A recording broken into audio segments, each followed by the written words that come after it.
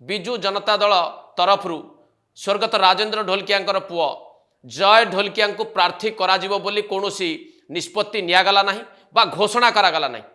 तापर से निष्पत्ति नेले भारतीय जनता पार्टी को जीवाई बा भारतीय जनता पार्टी योगदान करने जेतेबेले जय ढोलकिया भारतीय जनता पार्टी जोग देले तापरे विजु जनता दलर आभिमुख्य को टिके भल भाव आपण बुझा चेष्टा करेंगे। विजु जनता दल तरफ आरंभ है शाणित आक्रमण कहा विरोध में ढोलकिया परिवार विरोध में सामना को आसिले प्रथम व्यक्ति से किए सी होउचंती वरिष्ठ नेता प्रताप जेना।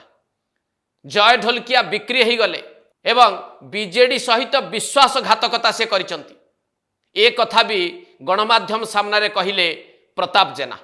प्रताप जेना जो भली ढंगरे ढोलकिया परिवार विरोध में आक्षेप कले से कथा शुणा पर अधिक प्रतिक्रियाशील हो गले यही पांडियान ब्रिगेडर नेता एवं नेत्री मनमथ राउतराय, लेखाश्री सामंत सिंघार, सुलता देव, चिन्मय साहू, इप्सिता साहू, लेनिन महांती ये समस्ते कूदी पड़े मैदान को आउ जी जहाँ आसला मन को ढोलकिया परिवार विरोध में विषेदगार करने आरंभ कले।